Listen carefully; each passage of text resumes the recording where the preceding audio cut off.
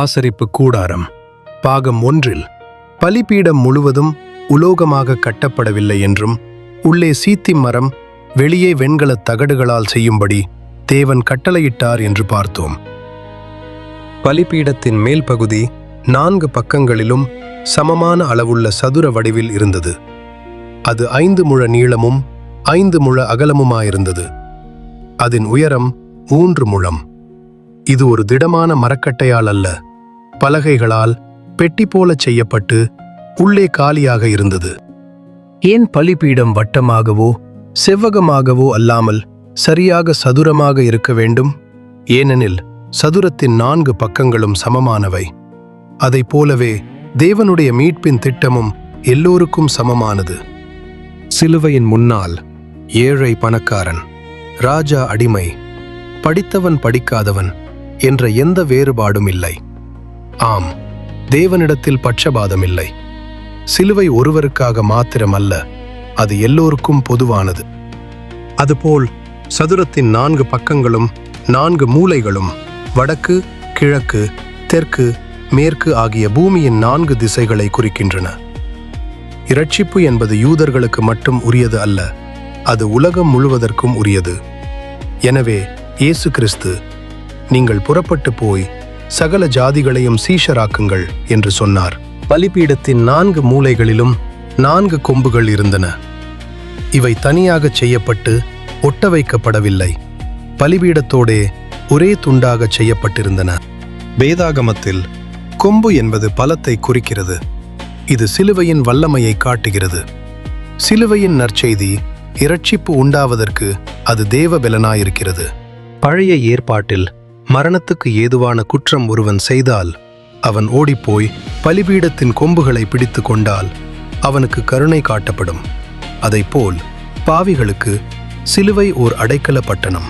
பழைய ஏற்பாட்டில் ஒரு காளையோ அல்லது ஆடோ பலிபீடத்திற்கு கொண்டு வரப்படும் போது அது மரண பயத்தில் துடிக்கும், தப்பியோட பார்க்கும்.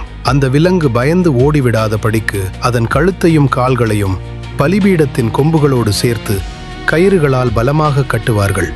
ஆனால் இயேசு கிறிஸ்துவோ ஒரு ஆட்டைப் போல தம்மை வெட்டுகிறவனுக்கு முன்பாக சத்தமிடாதிருந்தார். அவர் தப்பியோட நினைக்கவில்லை, அவரை கயிறுகளால் கட்டவில்லை. அவர் தப்பியோடாதபடி போர் சேவகர்களால் ஆணிகளால் அடிக்கப்பட்டார். கட்டப்படுவது என்பது திரும்ப பெற முடியாத அர்ப்பணிப்பை குறிக்கிறது. ஒரு முறை பலிபீடத்தோடு கட்டப்பட்டு விட்டால் இனி அந்த மிருகம் உயிருடன் திரும்ப முடியாது. இயேசுவும் சிலுவையின் மரண பரியந்தம் தன் ஜீவனை சிலுவையில் கொடுக்கும் வரை அந்த அர்ப்பணிப்பிலிருந்து பின்வாங்கவில்லை. அடுத்து வெண்கல வலை. இது வெண்கலச் சல்லடை, அதாவது பின்னப்பட்ட வலை. இது பலிபீடத்தின் நடுமையத்தில் சரியாக 1.5 முழ உயரத்தில் உள்ளே அமைக்கப்பட்டிருந்தது. தேவன் ஏன் பலிபீடத்திற்குள் ஒரு வலை அல்லது சல்லடை போன்ற அமைப்பை வைக்கச் சொன்னார் என்பதற்கு 3 முக்கிய அறிவியல் மற்றும் நடைமுறை காரணங்கள் உள்ளன. ஒரு நெருப்பு நன்றாக எரிய வேண்டுமானால் அதற்கு அடியிலிருந்து காற்று, ஆக்சிஜன் கிடைக்க வேண்டும். பலிபீடம் ஒரு பெட்டி போல மூடப்பட்டிருந்தால் நெருப்பு அணைந்துவிடும். இந்த வலை நடுவில் இருந்ததால் கீழே இருந்து காற்று தாராளமாக மேலே சென்று பலி முழுமையாக எரிக்கப்பட உதவும். விறகும் பலி மிருகமும் இந்த வலையின் மேல்தான் வைக்கப்பட்டன. அவை எரிந்து சாம்பலாகும் போது சாம்பல் மட்டும் சல்லடை வழியாக கீழே விழுந்துவிடும். ஆனால் நெருப்பு வலையின் மேலே தொடர்ந்து எரிந்து கொண்டிருக்கும். இதனால் அக்னி அணையாமல் பாதுகாக்கப்பட்டது. பலிபீடம் மரத்தால் செய்யப்பட்டு வெண்கலத்தால் மூடப்பட்டிருந்தது. நெருப்பு நேரடியாக மரத்தரை பகுதியில் பட்டால் பலிபீடமே எரிந்துவிடும் அபாயம் இருந்தது. ஆனால் இந்த வலை நடுவில் தொங்கவிடப்பட்டிருந்ததால் நெருப்பு அந்தரத்தில் இருந்தது போல அமைந்தது. இது பலிபீடத்தின் அடிப்பாகத்தை பாதுகாத்தது. பலிபீடத்தின் மற்ற பாகங்கள், சுவர்கள், கொம்புகள் அக்கினியின் வெப்பத்தை உணர்ந்தன.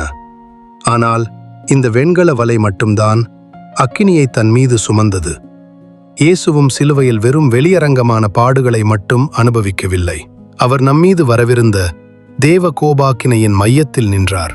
அந்த வலை எப்படி நெருப்பால் உருகி போகாமல் தாங்கி நின்றதோ அப்படியே இயேசுவும் அந்த தேவ கோபாக்கினையில் அழிந்து போகாமல் ஜெயித்தார்.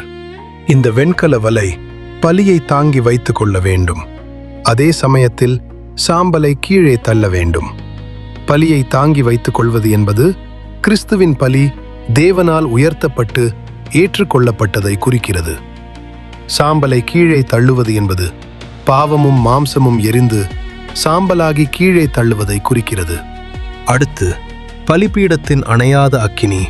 பலிபீடத்தின் மேல் அக்கினி எப்பொழுதும் எரிந்து கொண்டிருக்க வேண்டும். அது ஒரு பொழுதும் அவிந்து போகலாகாது. இந்த பலிபீடத்தின் நெருப்பு மனிதனால் பற்ற வைக்கப்பட்டது அல்ல. ஆசரிப்பு கூடாரம் பிரதிஷ்டை செய்யப்பட்ட நாளில் ஆரோன் பலியை அடுக்கின போது கர்த்தருடைய சந்நிதியிலிருந்து அக்கினி புறப்பட்டு பலிபீடத்தின் மேலிருந்த பலியை எரித்தது. மனிதன் உண்டாக்கும் நெருப்பு, அதாவது சுயமுயற்சி, மதச்சடங்கு பாவத்தை போக்காது. வானத்திலிருந்து வந்த அக்கினி, அதாவது தேவனுடைய அங்கீகாரம் மட்டுமே பலியை ஏற்றுக்கொள்ள முடியும். எனவே ஆரோனின் குமாரர்கள் நாதாபும் அபியுவும் தாங்களே உண்டாக்கின அந்நிய அக்கினியை ஆசரிப்பு கூடாரத்தில் கொண்டு வந்தபோது செத்துப் போனார்கள். இஸ்ரவேல் மக்கள் இரவும் பகலும் தொடர்ந்து பாவம் செய்யக்கூடிய சுபாவம் உள்ளவர்கள். எனவே தேவனுடைய நீதி தூங்காது. அந்த நெருப்பு அணைந்து விட்டால் தேவனுக்கும் மனுஷனுக்கும் உள்ள உறவு துண்டிக்கப்பட்டு விட்டது என்று அர்த்தம். எனவே பலிபீடத்தின் அக்கினி அணையாமல் எந்நேரமும் எரிந்து கொண்டிருக்கும். அடுத்து நாம் பார்க்க இருப்பது 5 வெண்கல பணிமுட்டுகள். இவைகள் அனைத்தும் வெண்கலத்தால் செய்யப்பட்டவைகள். சாம்பல் எடுக்கும் சட்டிகள். பலிமிருகம் எரிந்து முடிந்த பிறகு கிடைக்கும் சாம்பல் குப்பை அல்ல. அது தேவன் பலியை ஏற்றுக்கொண்டார் என்பதற்கான அத்தாட்சி. இந்த சாம்பலை எங்கே கொட்டுவார்கள் தெரியுமா? பாளையத்துக்கு புறம்பே சுத்தமான ஒரு இடத்திலே கொட்டுவார்கள். சாம்பல் என்பது முடிந்து போன நியாய தீர்ப்புக்கு அடையாளம். என் பாவத்திற்கான தண்டனை தீர்க்கப்பட்டு விட்டது. அதை நினைத்து பயப்பட தேவையில்லை. கரண்டிகள், இது சாம்பலை வாரி எடுப்பதற்கும் பலிபீடத்தை சுத்தம் செய்வதற்கும் பயன்பட்டது. நெருப்பு நன்றாக எரிய வேண்டுமானால் பழைய சாம்பல் அகற்றப்பட வேண்டும். சாம்பல் அடைத்து கொண்டிருந்தால் காற்று போகாது, நெருப்பும் அணைந்துவிடும். எனவே கரண்டிகள் மூலம் சாம்பலை வாரி எடுப்பார்கள். இதுபோல நம்முடைய ஆவிக்குரிய வாழ்க்கையில் நாமும் நம்மை ஆராய்ந்து பார்த்து தேவனுக்கு பிரியமில்லாத காரியங்களை எடுத்து போட்டு நம்மை அனுதினமும் புதுப்பிக்க வேண்டும். அப்பொழுது நம்முடைய ஆவிக்குரிய வாழ்க்கை அனலாயிருக்கும். கிண்ணங்கள், இது 5 வெண்கல பணிமுட்டுகளில் மிக முக்கியமான பாத்திரம். இதுதான் பலிமிருகத்தின் இரத்தத்தை ஏந்திக் கொள்ளும் பாத்திரம். இரத்தம் தரையில் சிந்தினால் அதற்கு பலன் இல்லை. அது பாத்திரத்தில் பிடிக்கப்பட்டு பலிபீடத்தின் மேல் தெளிக்கப்பட வேண்டும். சாலமோன் கட்டின ஆலயத்தில் இதுபோல 100 பொற்கிண்ணங்கள் இருந்ததாக வரலாறு சொல்லுகிறது. அந்த நாட்களில் செலுத்தப்பட்ட பலிகளின் அளவை இது காட்டுகிறது. இரத்தம் தெளிக்கப்பட வேண்டும் என்பது நாம் எந்த ஒரு இரத்தத்தையும் தெளிக்க வேண்டிய அவசியமில்லை. நமக்காக இயேசுவின் இரத்தம் தெளிக்கப்பட்டது. இதை விசுவாசத்தின் மூலம் நம்முடைய வாழ்க்கையில் செயல்படுத்த வேண்டும். முள்துறடுகள், இது 3 பற்கள் கொண்ட ஒரு பெரிய முள்கரண்டி போன்றது. பலிபீடத்தின் மேல் மாம்சத்தை வைக்கும் போதும் அது நெருப்பில் புரளும் போதும் அது கீழே விழுந்து விடாதபடி அதை திரும்பவும் நெருப்பில் எடுத்து வைக்க இது பயன்பட்டது. ஏலியின் குமாரர்கள் இந்த முள்கரண்டியை தவறாக பயன்படுத்தினார்கள். மக்கள் பலி செலுத்த வரும்போது கொப்பரையில் வேகிக் கொண்டிருக்கும் கரியை இந்த முள்துறடுகளால் குத்தி வருவதை எடுத்து தாங்களே சாப்பிட்டார்கள். இது தேவனுக்கு அருவருப்பானது. அக்கினி எரியும் போது மாம்சம் சிதறுவது போல சோதனைகள் வரும்போது விசுவாசிகள் சிதறிப்போக வாய்ப்புண்டு. இந்த முள்துறடுகளால் அந்த மாம்சத் துண்டுகளை ஒன்றாகச் சேர்த்து வைப்பது போல பரிசுத்த ஆவியானவர் உபத்திரவங்களின் நடுவே நாம் சிதறிப்போகாமல் ஒன்றாக இணைக்கிறார். ஆசரிப்பு கூடாரத்தில் முள்துறடுகள் வெண்கலத்தால் ஆனவை. ஆனால் சாலமோன் கட்டின ஆலயத்தில் முள்துறடுகள் பசும் பொன்னினால் செய்யப்பட்டவை. நெருப்புச் சட்டி, இது வெறுமனே ஒரு பாத்திரம் அல்ல, இது நெருப்பை சுமக்கும் வாகனமாகும்.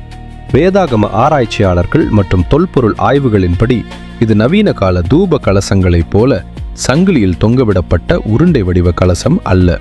இது ஒரு நீளமான கைப்பிடியுடன் கூடிய தட்டையான சட்டி. ஏன் நீண்ட கைப்பிடி?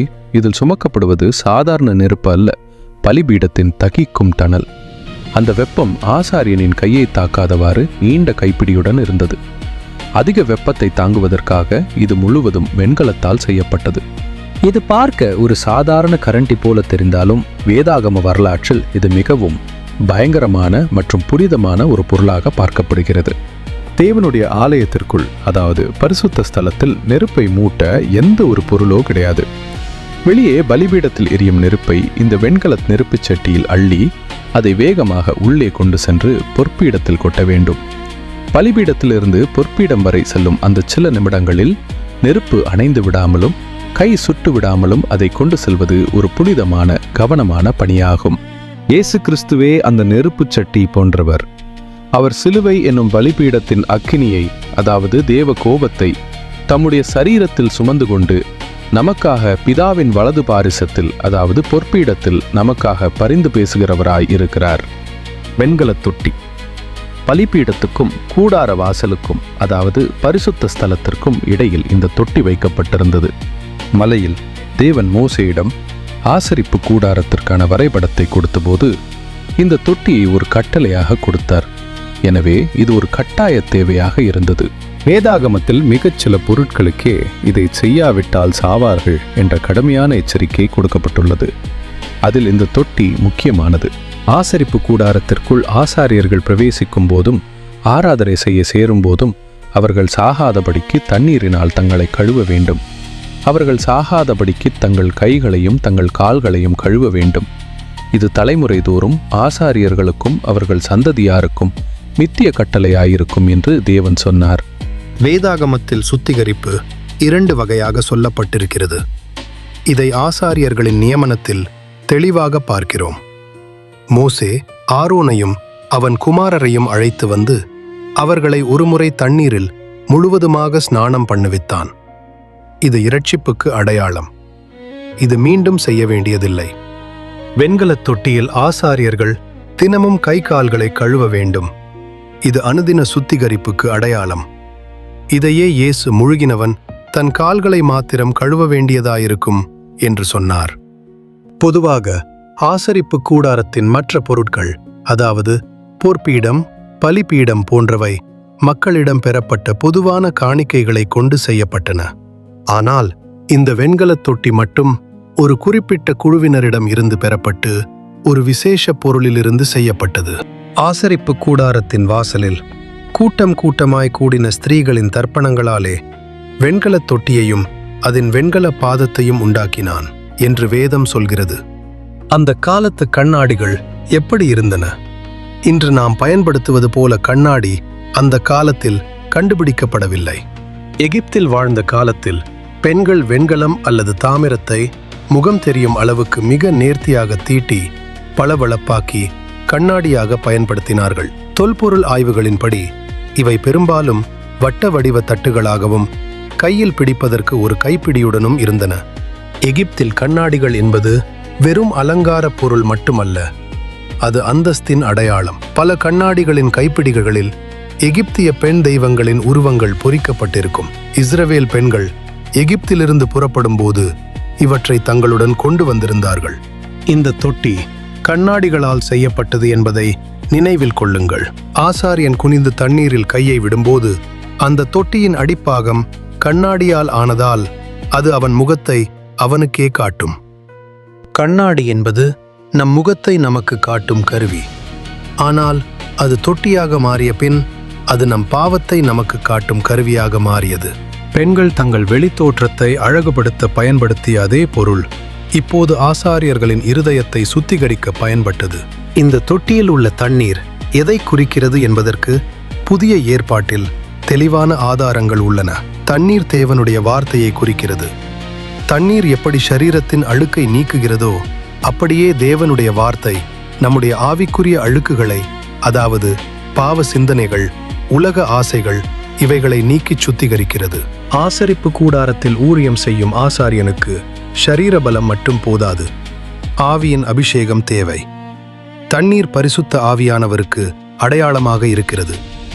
வெண்கலத் தொட்டியில் கழுவுவது என்பது பரிசுத்த ஆவியானவரால் நிரப்பப்படும் அனுபவத்தை குறிக்கிறது.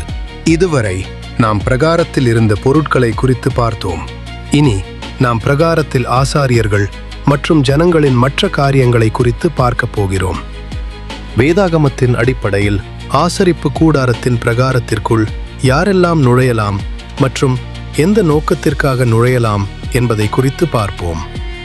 மோசேயின் காலத்தில் வனாந்தரத்தில் இருந்த ஆசரிப்பு கூடாரத்தில் ஒரே ஒரு பிரகாரம் மட்டுமே இருந்தது. ஆனால் பிற்காலத்தில் கட்டப்பட்ட எருசலேம் தேவாலயத்தில் புறஜாதிகளுக்கு ஒரு முற்றம், பெண்களுக்கு ஒரு முற்றம் என தனித்தனி பிரிவுகள் இருந்தன. ஆசாரியர்கள். யார் இந்த ஆசாரியர்கள்? தேவன் லேவி கோத்திரத்தை ஆசரிப்பு கூடாரத்தில் ஊழியம் செய்ய தெரிந்து கொண்டாலும் ஆரோனின் குடும்பத்தினரை மட்டுமே ஆசாரியர்களாக தேர்ந்தெடுத்தார். ஆரோனின் சந்ததியினர் மட்டுமே ஆசாரியர்களாக இருக்க முடியும். மற்ற லேவியர்கள் அவர்களுக்கு உதவி செய்யலாமே தவிர பலிபீடத்தை தொடவோ தூபம் காட்டவோ கூடாது. ஆரோனுக்கும் அவன் குமாரர்களுக்கும் இடையில் ஒரு முக்கிய வித்தியாசம் இருந்தது. ஆரோன் மட்டுமே பிரதான ஆசாரியன். அவனுக்கு பிறகு அவனுடைய மூத்த மகன் அந்த இடத்திற்கு வருவான். பிரதான ஆசாரியன் மட்டுமே வருஷத்தில் ஒருமுறை மகா பரிசுத்த ஸ்தலத்திற்குள் செல்ல முடியும்.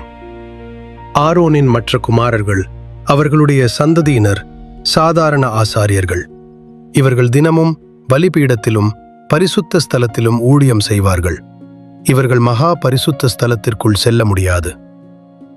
ஆசாரியர்கள் தங்கள் ஊழியத்தை தொடங்கும் முன் 7 நாட்கள் நீண்ட ஒரு பிரதிஷ்டை சடங்கு நடந்தது. இது 3 முக்கிய படிகளை கொண்டது. கழுவப்படுதல், உடுத்தப்படுதல், அபிஷேகம் பண்ணப்படுதல். கழுவப்படுதல். மோசே அவர்களை தண்ணீராலே முழுவதுமாக ஸ்நானம் பண்ணுவித்தான். இது மறுபிறப்புக்கு அடையாளம். அடுத்து உடுத்தப்படுதல். அவர்களுக்கு பரிசுத்த வஸ்திரங்கள் உடுத்தப்பட்டன. இது கிறிஸ்துவின் நீதியை அணிந்து கொள்வதற்கு அடையாளம். அடுத்து அபிஷேகம் பண்ணப்படுதல். ஆரோனின் சிரசின் மேல் அபிஷேக தைலம் ஊற்றப்பட்டது. இது பரிசுத்த ஆவியின் நிறைவுக்கு அடையாளம். ஆசாரிய ஊழியம் செய்ய தேவன் அவர்களுக்கு கொடுத்த ஆசாரிய வஸ்திரங்கள் மிகவும் முக்கியமானது. பிரதான ஆசாரியனாகிய ஆரோன் மிகவும் ஆடம்பரமான 8 வகை ஆடைகளை அணிந்திருப்பான். 1. ஏபோத்து. இது ஆசாரிய உடையின் மிக முக்கியமான மேலங்கி. இது ஒரு ஏப்ரன் போல முன்புறமும் பின்புறமும் தொங்கும். இதற்கு நீல நூல், ஊதா நூல், சிவப்பு நூல் மற்றும் திரித்த மெல்லிய பஞ்சு நூல் போன்றவைகள் பயன்படுத்தப்பட்டது. இதன் 2 தோள் பட்டைகளிலும் 2 கோமேதக கற்கள் இருந்தன. ஒவ்வொரு கல்லிலும் இஸ்ரவேலின் 6 கோத்திரங்களின் பெயர்கள் வெட்டப்பட்டிருந்தன. 2. நியாயவிதி மார்பதக்கம். இது ஏபோத்தின் மார்பு பகுதியில் சங்கிலிகளால் இணைக்கப்பட்ட ஒரு சதுர வடிவ பை போன்ற அமைப்பு. இந்த பைக்குள் ஊரிம் மற்றும் தும்மீம் என்கிற 2 விசேஷ கற்கள் இருந்தன. இவை தேவனுடைய சித்தத்தை அறிய உதவின. இதில் இஸ்ரவேலின் 12 கோத்திரங்களை குறிக்கும் 12 விலையேற பெற்ற கற்கள் பதிக்க வேண்டும். முதலாம் பத்தி பத்மராகமும் புஷ்பராகமும் மாணிக்கமும். 2ஆம் பத்தி மரகதமும் இந்திர நீலமும் வச்சிரமும். 3ஆம் பத்தி கெம்பும் வைடூரியமும் சுகந்தியும். 4ஆம் பத்தி படிகப்பச்சையும் கோமேதகமும் எஸ்பியுமாய். இவைகள் அந்தந்த பத்தியில் பொன்னினாலே பதித்திருக்க வேண்டும். இவைகள் இயேசு கிறிஸ்து தன் பிள்ளைகளை தன் தோள்களில் மட்டுமல்ல தன் நெஞ்சிலும் சுமக்கிறார் என்பதை வெளிப்படுத்துகிறது. 3. ஏபோத்தின் அங்கி. இது ஏபோத்துக்கு கீழே அணியும் முழு நீல நிற அங்கி. இதன் ஓரங்களில் மாதளம் பழங்களும் மற்றும் பொன்மணிகளும் மாறி மாறி தொங்கவிடப்பட்டிருந்தன. பிரதான ஆசாரியன் மகா பரிசுத்த ஸ்தலத்திற்கு செல்லும்போது, ஆசாரியன் நடக்கும்போதும் அசையும் போதும் இந்த மணிகள் சத்தமிடும். இது ஆசாரியன் உயிருடன் இருக்கிறான் என்பதற்கான அடையாளம். இயேசுவே மகா பிரதான ஆசாரியர். அவருடைய ஊழியம் கனிகள் நிறைந்ததாயும் சாட்சிகள் நிறைந்ததாயும் பிதாவை மகிமைப்படுத்தியதாயும் இருந்தது. 4. விசித்திரமான அங்கி. இது மற்ற ஆடைகளுக்கு உள்ளே அணியும் நீண்ட வெள்ளை அங்கி. இது மெல்லிய பஞ்சு நூலால் விசித்திரமான பின்னல் வேலையாய் செய்யப்பட்டது. இது கிறிஸ்துவின் பரிபூரண நீதியை குறிக்கிறது. எந்த கரையும் இல்லாத அவருடைய பரிசுத்தமான வாழ்க்கையை குறிக்கிறது. 5வது, தலைப்பாகை. பிரதான ஆசாரியனுடைய உடையில் இது மிக முக்கியமான ஒரு பகுதியாகும். இது வெறும் தலைக்கவசம் மட்டுமல்ல, இது தேவனுடைய அதிகாரத்திற்கு கீழ் நான் இருக்கிறேன் என்பதை உணர்த்தும் ஒரு அடையாளம். இது நாம் இன்று அணியும் தொப்பி போல செய்யப்பட்ட ஒன்று அல்ல. இது ஒரு மிக நீண்ட துணி. அதை தலையில் ஒரு குறிப்பிட்ட முறையில் சுற்றி சுற்றி அணிய வேண்டும். இது சுத்தமான வெள்ளை நிறத்தில் இருந்தது. இந்த தலைப்பாகைக்காக பயன்படுத்தப்பட்ட துணி சுமார் 7 மீட்டர்கள் கொண்டதாக இருந்தது. ஆசாரியன் இதை தன் தலையில் பலமுறை சுற்றி ஒரு மகுடம் போல அல்லது ஒரு பெரிய தலைப்பாகை போல மாற்றிக்கொள்வான். இது பார்ப்பதற்கு கம்பீரமாகவும் அகலமாகவும் இருக்கும். இந்த தலைப்பாகையின் மிக முக்கியமான வேலை பொற்பட்டத்தை தாங்கி பிடிப்பதுதான். கர்த்தருக்கு பரிசுத்தம் என்று எழுதிய அந்த பொன் தகடு ஒரு நீல நாடாவினால் இந்த தலைப்பாகையின் முன்புறத்தில் நெற்றிக்கு நேராக கட்டப்பட்டிருக்கும். தலைப்பாகை இல்லாவிட்டால் அந்த பரிசுத்த முத்திரையை அணிய முடியாது. தலை என்பது சிந்தனையின் இருப்பிடம். ஆசாரியன் வெள்ளை நிற தலைப்பாகையை அணிவது அவனுடைய சிந்தனைகள், யோசனைகள் மற்றும் புத்தி முழுவதும் தேவனுக்கென்று பரிசுத்தமாக்கப்பட்டிருக்க வேண்டும் என்பதை குறிக்கிறது. கிறிஸ்துவின் சிந்தை நமக்குள் இருப்பதற்கு இது அடையாளம். பண்டைய கலாச்சாரத்தில் தலையை மூடுவது என்பது நான் எனக்கு மேலிருக்கும் அதிகாரத்திற்கு கீழ் இருக்கிறேன் என்ற அர்த்தம். ஆரோன் இஸ்ரவேலின் மிகப்பெரிய ஆன்மீக தலைவன். ஆனாலும் அவன் தன் தலையை மூடுவதன் மூலம் நான் தலைவன் அல்ல, தேவனே எனக்கு தலைவன், நான் அவருடைய ஊழியக்காரன் என்று அறிக்கையிடுகிறான். இயேசு கிறிஸ்து தலையில் முட்செடியினால் பின்னப்பட்ட கிரீடத்தை சிலுவையில் சுமந்தார். பிரதான ஆசாரியராக அவர் பிதாவுக்கு பூரணமாய் கீழ்ப்படிந்தபடியினால் இன்று அவர் மகிமையினாலும் கனத்தினாலும் முடிசூட்டப்பட்டிருக்கிறார். 6வது பொற்பட்டம். ஆசாரியனின் தலைப்பாகையின் முன்புறத்தில் நெற்றிக்கு நேராக கட்டப்பட்ட சுத்தமான பொன் தகடுதான் பொற்பட்டம் என்னப்படும். இதை குறித்து நாம் தலைப்பாகையோடு சேர்ந்து பார்த்து விட்டோம். 7வது இடைக்கச்சை. இது இடுப்பில் கட்டப்படும் பட்டி. இந்த இடைக்கச்சையானது சாதாரண துணியால் செய்யப்படவில்லை. இது ஒரு கலைநயம் மிக்க வேலைப்பாடு. ஆசரிப்பு கூடாரத்தின் வாசல் திரையில் இருந்த அதே 4 வண்ணங்கள், அதாவது வெள்ளை, நீலம், ஊதா, சிவப்பு நிறங்களில் இந்த இடைக்கச்சையிலும் இருந்தன. இது ஒரு சிறப்பு தையல் வேலை. அதாவது துணி நெய்யப்பட்ட பிறகு அதன் மேல் ஊசியால் பூ வேலைப்பாடுகள் செய்யப்பட்டிருக்கும். இது பார்ப்பதற்கு மிக அழகாகவும் வண்ணமயமாகவும் இருக்கும். ஆசாரியன் அணிந்திருந்த உள்ளங்கி மிகவும் தளர்வானது. அவன் பலிபீடத்தில் வேலை செய்யும் போதும் குனிந்து நிமிரும் போதும் அந்த தளர்வான ஆடை அவனுக்கு தடையாக இருக்கும். இடைக்கச்சை அந்த ஆடையை உடலோடு சேர்த்து கட்டி அவன் சுறுசுறுப்பாக வேலை செய்ய உதவியது. வெளிப்படுத்தின விசேஷத்தில் யோவான் இயேசுவை மகிமையின் பிரதான ஆசாரியராக தரிசிக்கும் போது இந்த இடைக்கச்சையை குறித்து மார்பருகே பொற்கச்சை கட்டியிருந்த மனுஷகுமாரனானவரை கண்டேன் என்று சொல்லுகிறார். ஆரோனின் அந்த வண்ணமயமான இடைக்கச்சை நமக்கு கற்றுக் கொடுக்கும் பாடம். தேவனுக்காக ஊழியம் செய்ய வருகிறவன் சோம்பேறியாகவோ அல்லது தளர்வுள்ளவனாக இருக்கக்கூடாது. அவன் சத்தியத்தினாலும் ஊழிய வாஞ்சையினாலும் தன்னை இடைவிடாமல் கட்டிக்கொண்டிருக்க வேண்டும். எனவே இயேசு உங்கள் அறைகள் கட்டப்பட்டிருப்பதாக என்றார். 8வது சல்லடம். இது ஆசாரியர்களின் 8 வகை வஸ்திரங்களில் கடைசியானது. இது வெளியே தெரியாத ஒரு உள்ளாடை என்றாலும் தேவனுடைய பார்வையில் இது மிக முக்கியமானது. இதை அணியாமல் ஊழியம் செய்தால் மரணம் சம்பவிக்கும் என்று தேவன் எச்சரித்துள்ளார். ஆசரிப்பு கூடாரத்தின் மற்ற அலங்கார உடைகளை அணிவதற்கு முன்பாக இதுவே முதலில் அணியப்பட வேண்டும். பலிபீடம் உயரமாக இருப்பதால் படிகளில் ஏறும்போது ஆடை விலக வாய்ப்புள்ளது. அதை தடுப்பதற்காகவே இந்த சல்லடம் கட்டாயமாக்கப்பட்டது. ஒரு ஆசாரியன் எவ்வளவு விலையேற பெற்ற ஏபோத்தை அணிந்திருந்தாலும் உள்ளே இந்த சல்லடம் இல்லாவிட்டால் அவன் செத்துப் போவான். தேவன் வெளிப்புற தோற்றத்தை பார்ப்பவர் அல்ல, அந்தரங்க பரிசுத்தத்தையே பார்க்கிறார். வேதாகமத்தில் மாம்சம் என்பது பெரும்பாலும் பாவ சுபாவத்தை குறிக்கிறது. ஆராதனையில் நம்முடைய மாம்சம் அதாவது நம்முடைய சுயபெருமை, இச்சை, கோபம் போன்றவைகள் வெளிப்படக்கூடாது. அது கிறிஸ்துவின் நீதியினால், அதற்கு ஒப்பனையான சல்லடத்தினால் முழுமையாக மூடப்பட வேண்டும். பிரகாரத்தில் பிரதான ஆசாரியர்களின் பணிகள் என்ன என்பதை பார்ப்போம். ஆசரிப்பு கூடாரத்தின் பிரகாரத்தில் சாதாரண ஆசாரியர்கள் தினமும் வேலை செய்தாலும், பிரதான ஆசாரியனுக்கென்று சில பிரத்யேகமான மிக முக்கியமான ஊழியங்கள் ஒதுக்கப்பட்டிருந்தன. சாதாரண ஆசாரியர்கள் தினமும் காலையிலும் மாலையிலும் ஆட்டுக்குட்டியை பலி செலுத்துவார்கள்.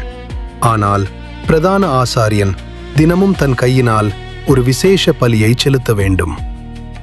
பிரதான ஆசாரியனின் நித்திய போஜன பலி. தேவன் இதை ஒரு நித்திய கட்டளையாக கொடுத்திருக்கிறார். இது சாதாரண ஜனங்கள் செலுத்துவதல்ல. பிரதான ஆசாரியன், அதாவது ஆரோன் மற்றும் அவன் சந்ததியினர் மட்டுமே தினமும் செய்ய வேண்டிய தனிப்பட்ட ஆராதனை இது. பிரதான ஆசாரியன் தினமும் காலையில் எழுந்தவுடன் இந்த விசேஷமான அப்பத்தை தயார் செய்ய வேண்டும். இதை எப்படி செய்ய வேண்டும் என்று பார்ப்போம். ஒரு மரக்கால் மாவில் 10ல் 1 பங்கு, அதாவது சுமார் 2 லிட்டர் அளவுள்ள மாவு நல்ல நைசான மெல்லிய மாவாக இருக்க வேண்டும்.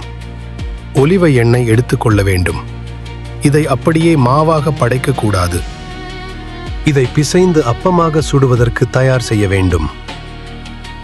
இதை ஒரு சட்டியில் ஒலிவ எண்ணெயில் பிசைந்து அதை அப்பமாக சுட வேண்டும். அப்பத்தை ஒரே நேரத்தில் முழுவதுமாக படைக்கக்கூடாது. காலையில் பாதியை பலிபீடத்தில் எரிக்க வேண்டும். மீதி பாதியை மாலையில் பலிபீடத்தில் எரிக்க வேண்டும். இதில் பிரதான ஆசாரியனின் அர்ப்பணிப்பு காலையிலும் இருக்க வேண்டும், மாலையிலும் இருக்க வேண்டும். இதுதான் இந்த பலியின் மிக முக்கியமான விதி. இதை சாப்பிடக்கூடாது. ஏன் சாப்பிடக்கூடாது? பிரதான ஆசாரியன் என்பவன் தேவனுக்கும் மக்களுக்கும் இடையில் இருப்பவன். மக்கள் கொடுப்பதை அவன் சாப்பிடலாம், அதாவது அது அவனுக்கு கூலி. ஆனால் அவன் தேவனுக்கு கொடுக்கும்போது பலி முழுவதும் 100% தேவனுக்கே போய் சேர வேண்டும். பொதுவாக மக்கள் தானிய பலியை கொண்டு வந்தால் அதில் ஒரு கைப்பிடியை மட்டும் தேவன் எடுத்துக்கொள்வார், அதாவது எரிப்பார்கள். மீதி இருப்பதை ஆசாரியர்கள் சமைத்து சாப்பிடுவார்கள். இதன் ஆவிக்குரிய அர்த்தம் பலி இயேசுவை காட்டுகிறது. மாவு இயேசுவின் சரீரம். எண்ணெய் பரிசுத்த ஆவியானவர். சட்டி இயேசு பட்ட பாடுகள். இயேசு இந்த பூமியில் வாழ்ந்தபோது தன் மகிமையில், அதாவது பரலோகத்தின் அதிகாரங்களை கொஞ்சத்தை கூட தனக்காக வைத்துக் கொள்ளவில்லை. என் சித்தப்படி அல்ல, உம்முடைய சித்தத்தின்படியே ஆகக் கடவது என்று 100% பிதாவுக்கு ஒப்பு கொடுத்து விட்டார். இதுவே முழுமையான போஜன பலி. நேற்று நான் என்னை தேவனுக்கு அர்ப்பணித்து விட்டேன் என்று இன்று சும்மா இருக்கக்கூடாது.